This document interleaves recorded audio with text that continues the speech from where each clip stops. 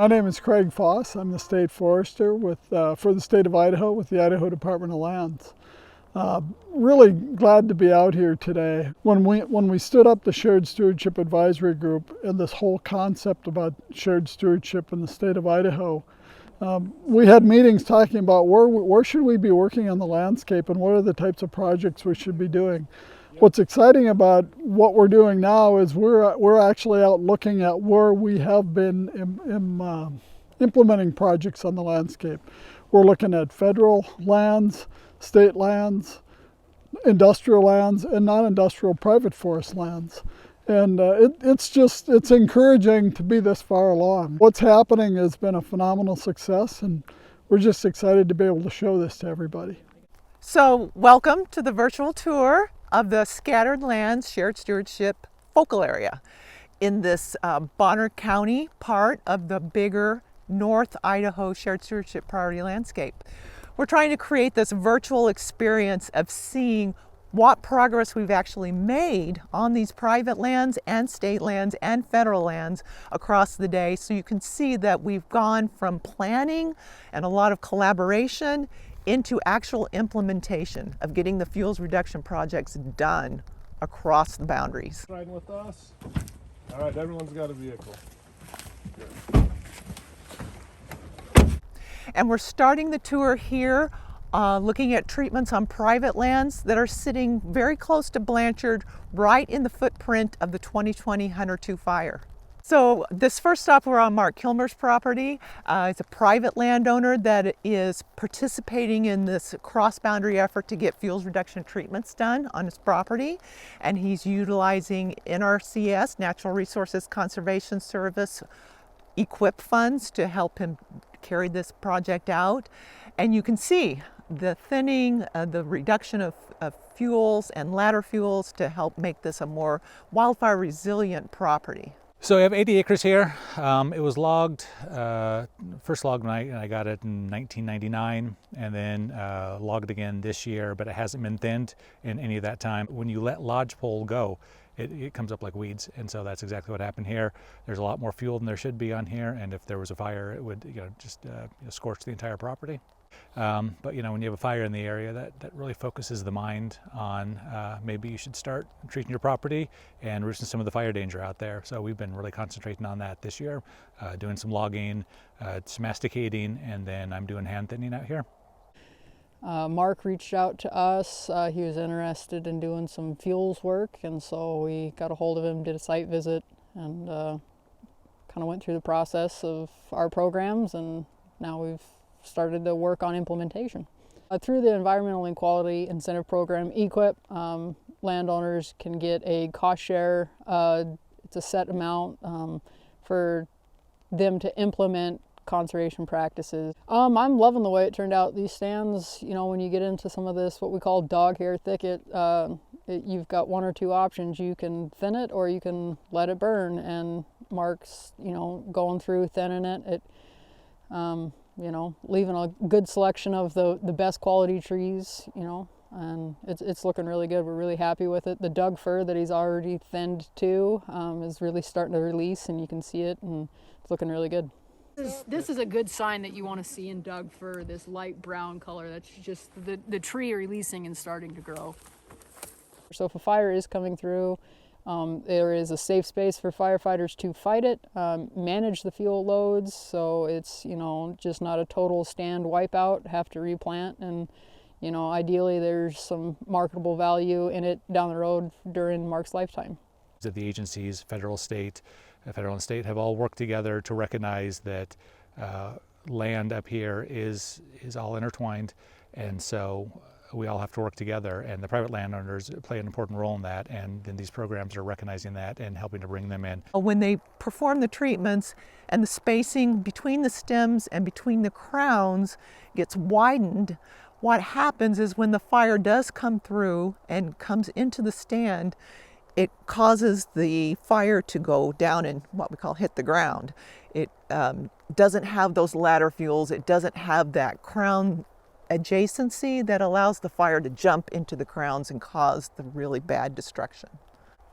It's not an effective fuels reduction treatment unless everybody treats the fuels. So this stop, we're here to look at a targeted neighborhood of private landowners that we're trying to get on board with doing the cross-boundary fuels reduction treatments. It's about 640 acres, a full section that the Quail Ridge neighborhood is in. And around both the east and west sides of this neighborhood are sections that are owned by the state of Idaho. So we have our ideal endowment foresters here to talk about a fuel break project that was implemented at the request of our participating private landowners in the neighborhood. So on the east and west sides of this neighborhood, where we're still trying to get landowners to participate, and some are, we're trying to do this fuel break operation that further protects that neighborhood by getting rid of ladder fuels and some residual fuels that were on the ground from the last harvest that happened here on state forest lands. So you'll get to see how we put in these fuel breaks supported with shared stewardship funds on state endowment lands on either side of a targeted neighborhood of private landowners. I'm Eric Shulquist. I'm the area manager for the Idaho Department of Lands here on the Pend Oreille Lake Supervisory Area. Endowment land is managed statewide to generate revenue for various public institutions, the beneficiaries, the largest of which is public schools.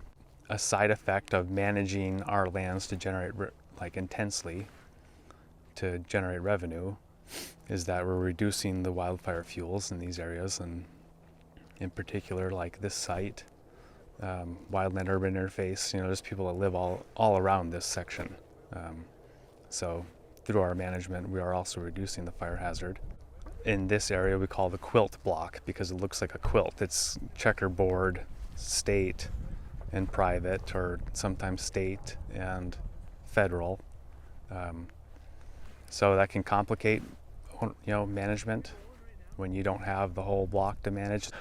This is a private community right against the endowment land, broke from 5 to 20 acre parcels, so there's multiple families with just one way in, one way out of their community.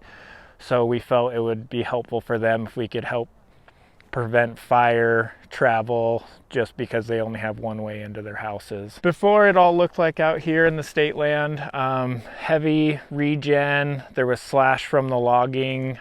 We just wanted to create something to separate the slash from thick overgrown stands.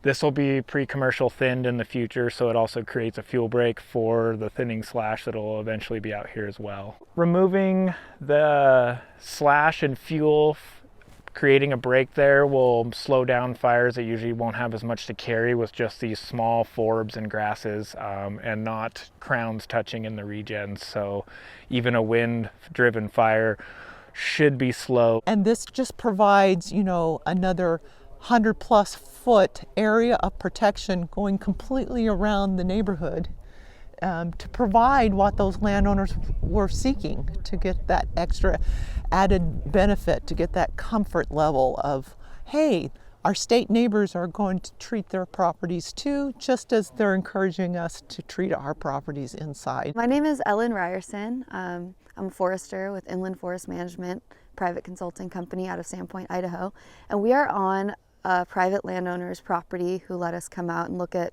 a project that he completed. We're in the Quail Ridge community. He's kind of let us look at this example of the work that he's done to help kind of reduce the fire hazard on his property and reduce the fuels, reduce ladder fuels, increase spacing. And he's been a really huge pillar of the community, letting other community members come and see the work and see what it looks like so that they get kind of an idea of what that work would look like on their own property. Here there was a thinning where any merchantable trees were left, so anything over 6+ inches, and then anything under that was spaced out, and it looks like it was a hand treatment, so hand falling. You can see the little stumps left, but for the most part it's opened up the forest a lot, and so you're increasing spacing between stems, and you're also addressing ladder fuels. Management affects everybody, and so it's really important that these small landowners are taking ownership of their property, managing their forest. It increases the forest health, the forest resiliency, and yeah, and then mitigates fire. We first and foremost want to work with the landowner to meet their individual objectives. For instance, some landowners really like the treatments that are done with the masticating equipment. Everything is, all of the slash is ground very finely, and it leaves a nice park-like setting. But other landowners like for their forest to look a little more natural. A lot of these landowners, being smaller holdings, you know, each tree has a name, and there's a lot of just kind of hesitancy to delve into a project, and you say mastication, you say thinning, you say harvesting, and it sounds really scary. And so it's really good to have these visuals for the community to kind of come and see, oh hey, my neighbor did that, maybe I should do that too. I am the Fire Mitigation Program Manager for Bonner County Bonfire, and behind me is a treatment that was conducted in the spring of 2022. Bonfire is a fire mitigation program free for private landowners. All of these treatments are done on private lands for private landowners.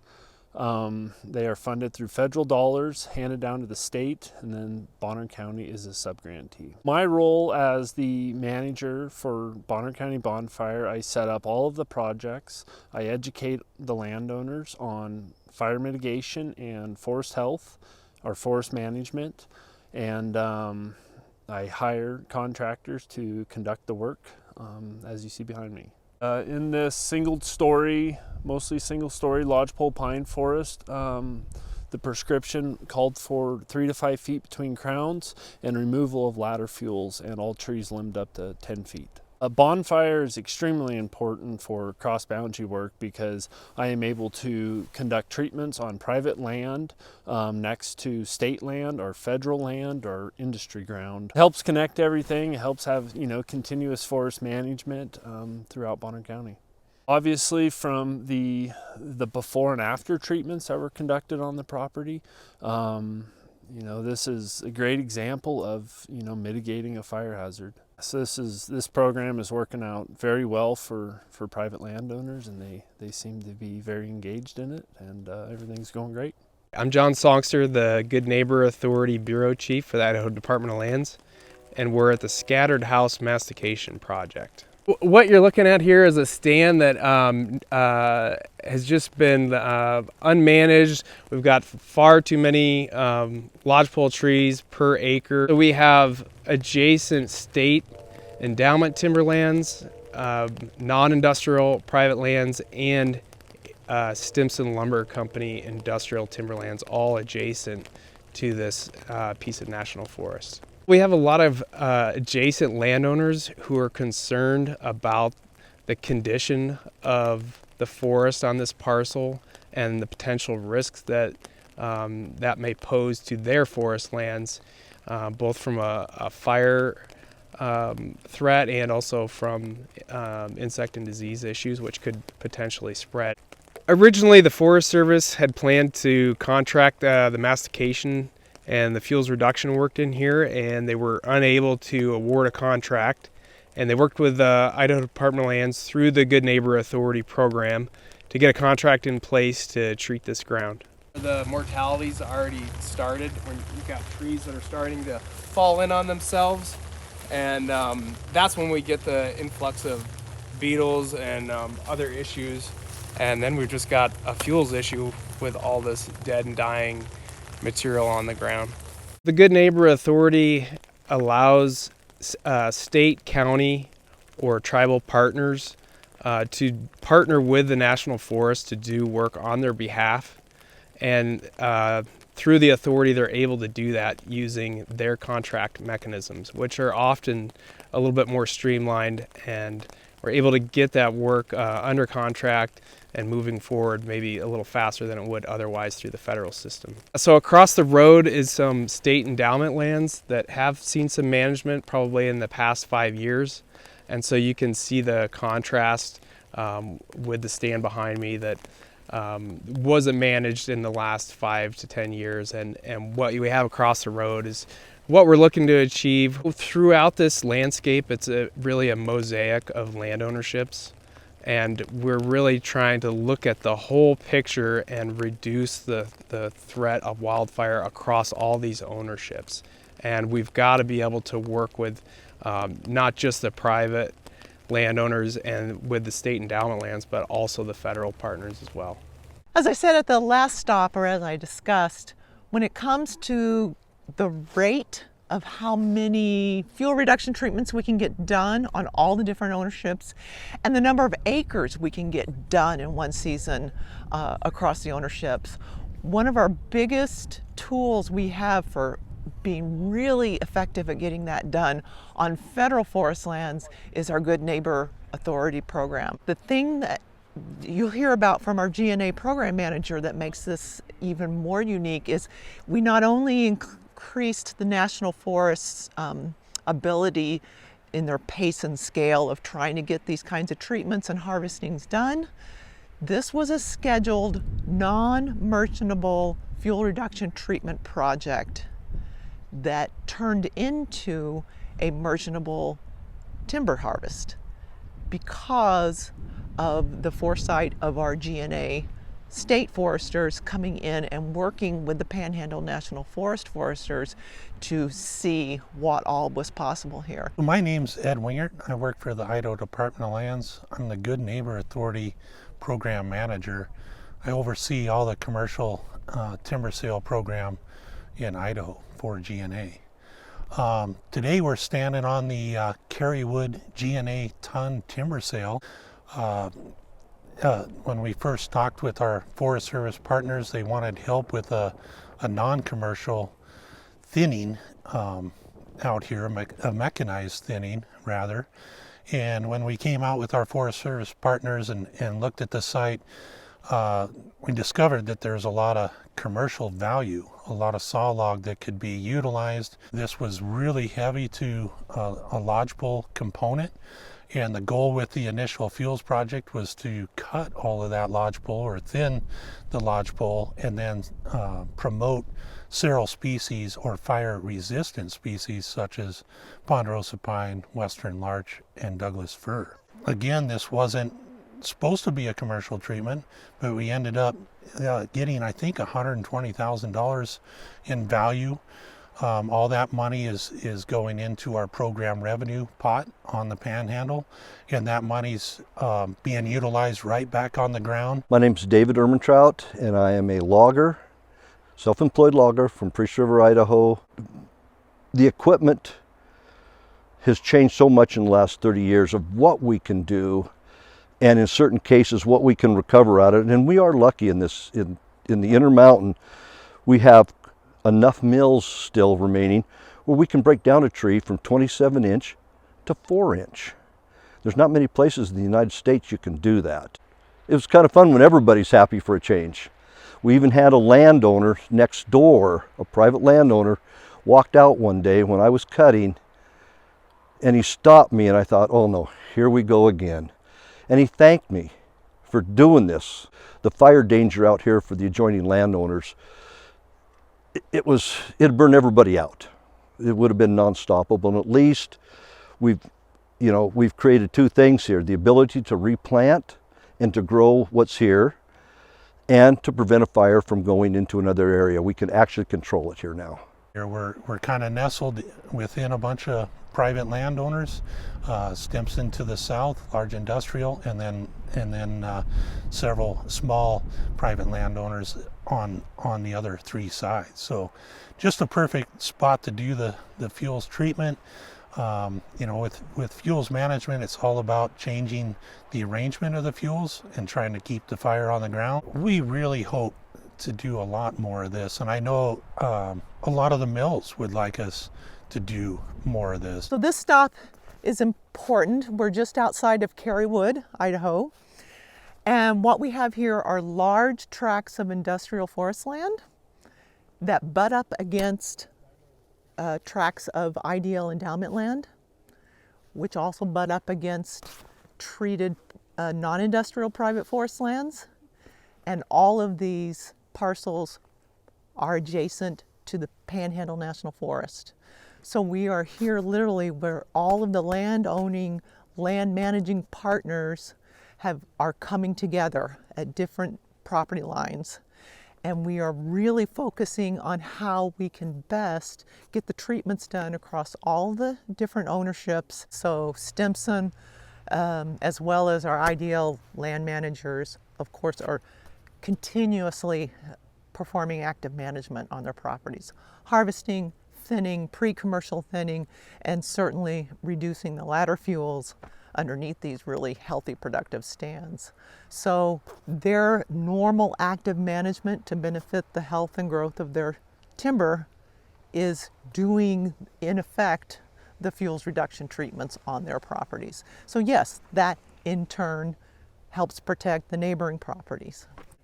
They're going to talk about why it's really important that all of their neighbors around them are treating their properties and what that means when they're trying to produce healthy, productive timber on their parcel. My name is Barry Dexter. I'm the Director of Forest Resources for Stimson Lumber Company. We are on a tract of private industrial land in the Carywood area, which is north of Coeur d'Alene. This property represents many of the properties that Stimson owns in Idaho. We make tremendous investments in our lands every year. Stimson is particularly interested in what's happening with shared stewardship and G&A because it is a very fractured ownership in North Idaho. We need to have our neighbors on the other side of the fence take care of their property much the same way as we would. Our lands are extremely vulnerable to wildfire from fire coming from an unmanaged forest onto what you see in the background. It costs a lot of money to take care of these forests. The forests are our future. These forests are very important to us because they're a high source of the fiber that goes into our sawmills. So shared stewardship really is the right vehicle at the right time to be able to bring together federal ownerships, small private ownerships, and industrial ownerships. There is a recognition that our forests, particularly federal forests, are overstocked, and they're leading to more and more catastrophic wildfires and longer fire seasons. The only way to really be able to get ahead of this is to begin treating our forests. The point that I think is important for shared stewardship and G&A and why that's so critical is that long term we've got to be able to pay for these treatments. You can't just expect to pay from the taxpayer constantly to be able to keep our forests in check. We've got to be able to bring commercial products off of these forests that will help pay for the treatment long term. Forests are like your garden. You have to go in and thin out your carrots occasionally. If you don't thin out your carrots, pretty soon you really have nothing that's of value. And in the case of a forest, this is fuel. Fuels have to be managed. In our shared stewardship efforts to do cross-boundary work across different ownerships, one of the most effective tools we have in our toolbox is the Good Neighbor Authority program at IDL. And the Good Neighbor Authority program has enabled us to use our more efficient state resources and processes and increase the pace and scale of active forest management, harvesting, and these fuel reduction treatments on federal forest lands. And this stop exemplifies a fuels reduction treatment that was done with our G&A foresters team on Bureau of Land Management property. It was one of the first G&A agreements that we had on the Bureau of Land Management. All right, my name is John Jameson. I'm a fuels technician for the Bureau of Land Management. We're here at Gamelin Lake, one of our areas that we manage here for the BLM, and we're just east of Sago, Idaho. What we really want to do is we want to have a healthy forest, and on top of that, protect public lands that are adjacent to us. So what the potential is, what could happen, what we call them ladder fuels, is that if fire is on the ground, say it's a lightning strike or public, maybe we're in here and they had a campfire that escaped or anything like that. Ladders, as it gets from the ground into those trees that are smaller, and they can get up into the crowns, and then it can really take out a whole stand. And so what we're looking to do is reduce that. One of the reasons we picked this area is that it's in the Pend Oreille State Fire Protection District, and that's one of the highest fire workload in IDL's northern fire protection districts. With a more open crown, it's going to be more receptive to aerial assets as well, whether we're doing helicopter bucket work or single engine air tankers with retardant or water drops. I am Chase Bolliard. I am the G&A contracting specialist for Idaho Department of Lands out of Coeur d'Alene. IDL's role was to identify a contractor to complete the work and coordinating with the BLM to identify their specifications and what we'd like to see the end product be at the end of the project. The equipment behind me is equipment that was used for this project. We had a pretty great contractor who did a real good job of accepting our input and adapting to conditions and doing a good job of accomplishing the mission without damaging leaf trees or causing other damage to the landscape. The public's been very happy with what they've seen. So I've been out here quite a bit along the trails, and I'd run across a mountain biker or someone that's hiking or walking their dogs, and they're very pleased with the end result of how it looks after the mastication is done. We're out here on the Scattered Lands project. It's part of the shared stewardship project here in the Bonner County, and we're on Unit 1 of the Albany G&A ton sale. And I'm Andrew Moore. I work for the Idaho Department of Lands, and I'm a program specialist for the Good Neighbor Authority up here on the north zone of the Panhandle National Forest. And so what you're seeing today is an already harvest unit treating for reducing the risk of large crown-dominated wildfire is a huge goal out here, and that was a big driving force behind the objectives. Through logging and other activities, treat it like a wildfire came through the landscape pretty much, and in turn we'll be able to grow some trees. We can leave these big dominant trees because they can withstand the heat more, and then we remove the diseased, dying, and dead, smaller, intermittent and suppressed trees, and that really opens up the stand, and those would be the trees and vegetation that would burn in a fire and carry it through a stand. And so we preemptively go through and remove it, and we get to make some money in turn. I'm Kyle Cooper, procurement forester with Stimson Lumber, and I'm the purchaser representative on this sale, the Albany G&A ton sale. This stand looks a lot like what this piece of land would look like if the fire return interval wouldn't have been interrupted through urban development and fire suppression. So we can recreate the landscape of what it would have looked like historically, all the while gathering or using it in a way that stimulates the economy, all the while generating a healthier forest. So as we can come in and purchase sales like this, we are in effect protecting our lands as we become an integral component of managing the federal lands that we're neighbors with. Treating the fuels, but also providing a healthy forest into the future. And so with that, we get to select species that will be able to sustain the stand into the future, while also being able to survive low intensity wildfire. To show people what this looks like virtually, anybody sitting anywhere can view this and get an idea. When they hear about shared stewardship, they can really see what that looks like on the ground. This is all the people that believe in what we're doing, and it represents federal, state, industrial, and private interests. And so it's all the key players that have been integral to getting this going. And again, we're just getting started. There's an awful lot of work to do in the landscape, and so all these people are key to the continued success of the program.